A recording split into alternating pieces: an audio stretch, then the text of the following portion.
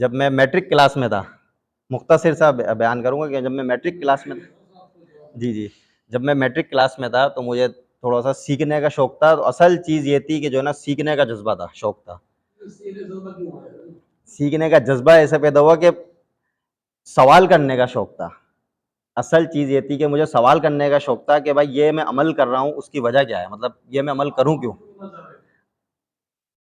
عمل کیوں کرنا چاہ رہا تھا. آخرت، فکر آخرت اصل چیز تھی، آخرت کی فکر تھی. اور جس بندے کے اندر آخرت کی فکر ہونا تو وہ بندہ واقعی علم بھی سیکھے گا اور سمجھے گا بھی، اور علماء کرام سے رابطہ بھی کرے گا، سوال بھی کرے گا، درس کے پروگرام بھی اٹینڈ کرے گا، کانفرنس بھی اٹینڈ کرے گا، اور جماعت سے نماز میں بھی پہنچے گا، مسجد میں بھی جائے گا. جی جی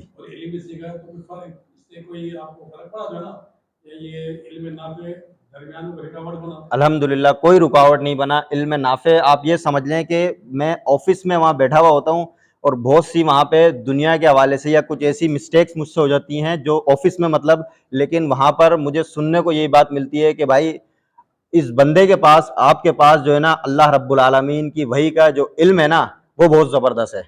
مطلب الحمدللہ اللہ رب العالمین، اللہ تعالیٰ صحیح مسلم کی حدیث ہے کہ ان اللہ یرفع بہذا الکتاب اقواما ویضع بہ آخرین، کہ اللہ رب العالمین اس کتاب کے ذریعے نا، اس قرآن کو آپ تھام لیں گے نا، اس قرآن کے ذریعے بہت سے لوگوں کو بلندی عطا فرماتا ہے، اور اس قرآن کو چھوڑنے کی وجہ سے، اللہ کو مائنس کرنے کی وجہ سے، اللہ کی کتاب کو چھوڑنے کی وجہ سے بہت سی قوموں کو ذلیل و رسوا کر دیتا ہے. تو قرآن کریم اور یہ علم جو ہے نا یہ آپ کو الحمدللہ دنیا میں بھی اور آخرت میں اوپر لے کر جائے گا. یہ اگر کسی کی سوچ ہے کہ میں قرآن سیکھوں گا، کہ میں مولوی بن جاؤں گا اور جو ہے نا لوگ میرا مذاق اڑائیں گے، تو یہ گمراہی اور یہ باطل سوچ ہے.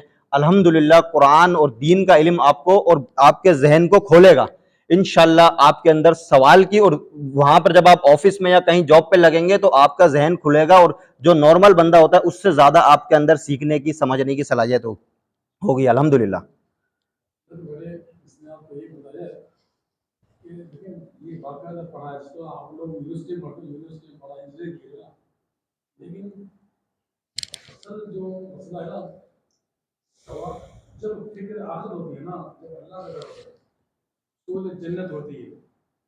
مائک جہنم کو بتائے نا انسان کے اندر جستجو ہوتی ہے کہ ہم کیسے، یعنی کہ جب جستجو ہوتی ہے تو آٹومیٹکلی، اچھا بہرحال میں تمہیں بتاؤں، آپ یقین کرو بیٹے، میرا جو گھرانہ ہے وہ مذہبی نہیں ہے، میری جو فیملی بیک گراؤنڈ ہے نا وہ مذہبی نہیں ہے.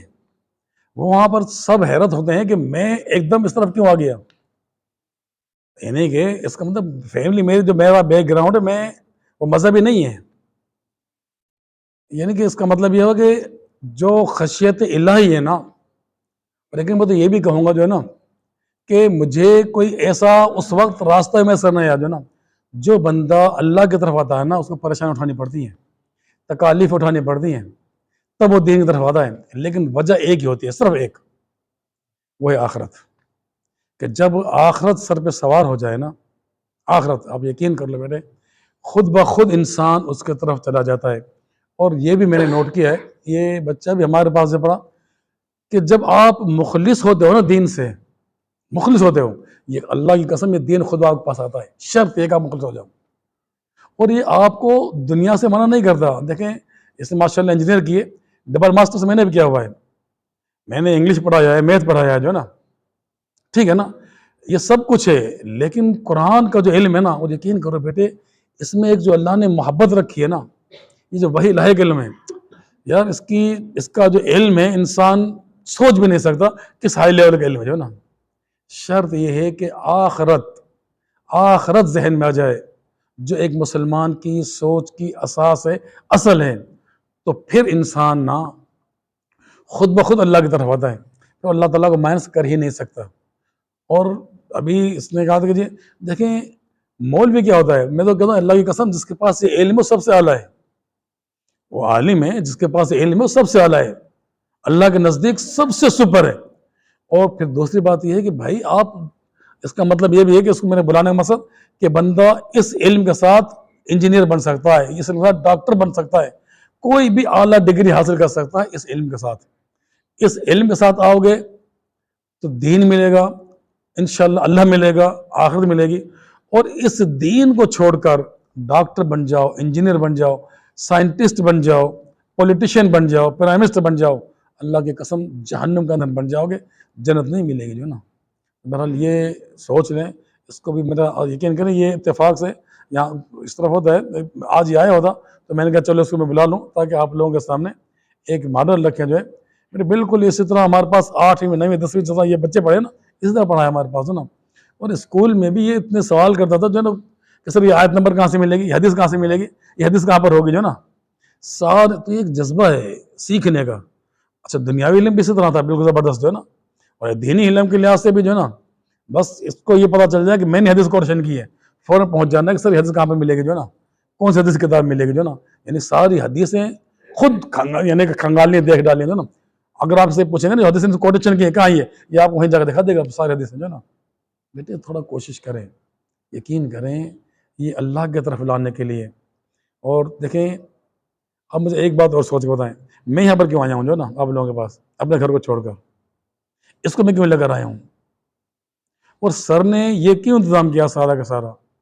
اللہ کی قسم اللہ کے حکم ہے کہ لوگوں تک دین پہنچاؤ، تربیت کر دو جو نا. یہ ساری کی ساری چیزیں تربیت کے لیے ہیں جس کا ہمیں اللہ نے حکم دیا ہے.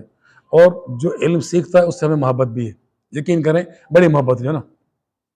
جو یہ علم سے یہ آپ صلی اللہ علیہ وسلم کی وصیت ہے، یہ آپ صلی اللہ علیہ وسلم کی وصیت ہے کہ جو لوگ دین سیکھنے کے لیے آئیں اپنی محفلیں ان کے لیے کشادہ کر دیں. ابو سعید خدری فرماتے ہیں کہ آپ صلی اللہ علیہ وسلم نے ہمیں وصیت کی تھی کہ جو نوجوان ہیں جو دین کے علم سیکھیں ان کے لیے اپنی محفلیں کشادہ کر دیں، ان کو ٹائم دیں، علم سکھائیں تاکہ وہ اللہ تعالیٰ کی معرفت حاصل کر لیں، اللہ تعالیٰ کو پہچاننے لگ جائیں اور اللہ تعالیٰ والے بن جائیں جو نا. بہرحال بیٹے ہم نے کوشش تو یہی کی ہے کہ آپ لوگوں کی اچھی تربیت ہو جائے اور آپ لوگ دنیا کے ساتھ ساتھ دین کی طرف بیٹھ جائیں اور یہ ذمہ داری محسوس کریں کہ دین اپنے تک محدود نہیں کرنا ہے بلکہ اس کو آگے بھی پہنچانا ہے. کیونکہ بڑے دوستیاں بڑی اہم ہوتی ہیں، بڑی اہم ہوتی ہیں. دوستوں کو ساتھ لے کر آئیں، دوستوں کو تبلیغ کریں. آپ جس کو لے کر آئیں گے اللہ اس کا اجر آپ کو بھی دے گا اور اللہ تعالیٰ آپ کے جذبات بھی دیکھے گا یہ بندہ کتنا جذبہ رکھتا ہے اپنے اندر جو ہے نا، یہ دین کی طرف رکھتا ہے کہ سب کو میرے دین کی طرف لے کر آتا ہے جو ہے نا. یقین کریے اپنے صدقہ جاریہ بن جائے گا. تو میرے کوشش کریں، اللہ سے دعائیں کریں کہ اس دین کی طرف ہم متوجہ ہو جائیں. اور سوچ ایک یہ دیکھیں جب تک آپ کے ذہن میں آخرت کا یقین نہیں ہے نا، بات شروع ہوتی ہے یقین سے. ہم جو یہ کہتے ہیں رب اشرح لی صدری، اللہ ہمارے سینے کو کھول دے. یقین کریں جب ہمارا یقین ہوتا ہے نا اللہ پر تو وہ یقین ہمارے سینے کو کھولتا ہے. اگر یقین نہ ہو تو یہ دعا کچھ بھی نہیں کرتی جو نا. آپ اس یقین کے ساتھ اللہ سے دعا کریں اللہ اس سینے کو شرح صدا کر دے تاکہ میں بھی جو چیز بیان کرنا چاہ رہا ہوں مجھے بھی اس کا یقین ہو. پھر میں نہیں بولوں گا، میرا یقین بولے گا، میرا یقین آپ تک منتقل ہوگا. جو یقین اگر میرے پاس یقین نہیں ہے تو میری باتوں میں کوئی وہ نہیں ہوگی نا، کوئی حیثیت نہیں ہوگی جو ہے کیونکہ مجھے خود یقین نہیں ہے. نہیں یقین کرو بیٹے اللہ کی قسم آپ لوگ اس قرآن کو جب پڑھیں گے نا آپ خود احساس ہوگا کہ اللہ کتنی عظیم کتاب ہے. اور آپ آزما کر دیکھیں کہ اس کا علم آپ کے پاس خود بخود آئے گا جو ہے نا. تو بہرحال بیٹے میرا خیال تربیت کافی ٹائم ہو گیا ہے، آپ لوگ عبادت بھی کریں اللہ تعالیٰ کی، دعائیں بھی کریں. انشاءاللہ تعالیٰ ہم تو کوشش کروں گا میں تو جو ہے نا کہ جو بھی طاق رات ہوگی نا اس میں انشاءاللہ چکر ضرور لگے گا یہاں پر جو ہے نا آپ ساتھیوں کے لیے جو ہے انشاءاللہ ہم کوشش کریں گے کہ جو ہے نا کچھ تربیت ہو جائے جو ہے نا. بہرحال اگر آپ لوگوں نے اپنی موٹیویٹ ہونے کے لیے کچھ بات پوچھی تو پوچھ لیں ان سے، کسی نے بھی جو ہے نا اگر کسی نے بھی جو اسٹوڈنٹس ہیں اس طرح اگر کوئی بات پوچھنی ہے تو پوچھیں کہ بھائی آخر شوق کیسے ہوا آپ کو جو ہے نا، ہوتا ہے نا بیٹے جو ہے نا. تو بیٹے اس سے ایک بات اور پتہ چلتی ہے میرے کہ اگر آپ باعمل ہیں نا تو آپ کا اثر ہوتا ہے. بیٹے میں اللہ تعالیٰ ریا سے بچا ہر شخص کو محفوظ فرما دے. یہ بچے نا یہ مجھے دیکھتے تھے جو ہے نا، اگر میرے اندر ایک بھی مسٹیک دیکھتے نا یہ کوئی خامی نہیں، میں خامیوں سے پاک نہیں ہوں جو ہے، اصل مسئلہ ایک جو تربیت کا حصہ ہے جو نا، جو ان سے میری بات ہوتی تھی نا اس سے زیادہ میرے پاس عمل ہوتا تھا. یہ جہاں میرے پاس ہوتے تھے نا اس سے زیادہ، یعنی کہ جو یہ ایکسپیکٹ کرتے ہیں نا، اس کا مطلب یہ ہے کہ آپ جب مبلغ بنتے ہو نا تو لوگ آپ کی بات بہت کم سنتے ہیں، آپ کو زیادہ دیکھتے ہیں، آپ کا عمل زیادہ دیکھتے ہیں، آپ کو چیک کرتے ہیں کہ آپ کیسے ہو.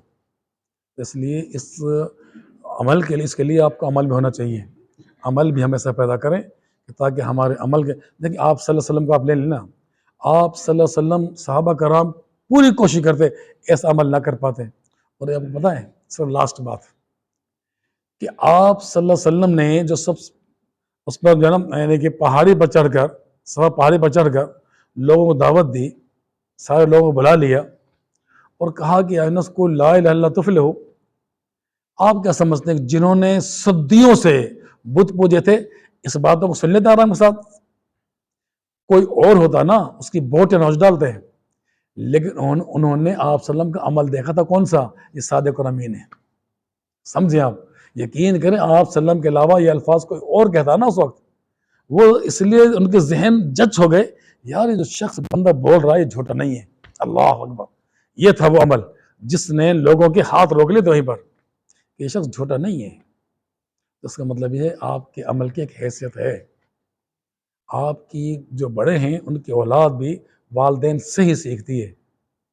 تو ہمیں کوشش کرنی چاہیے، دعائیں کرنی چاہیے کثرت کے ساتھ. اللہ ہمیں عمل کی توفیق دے. ہمارا توفیق اللہ باللہ.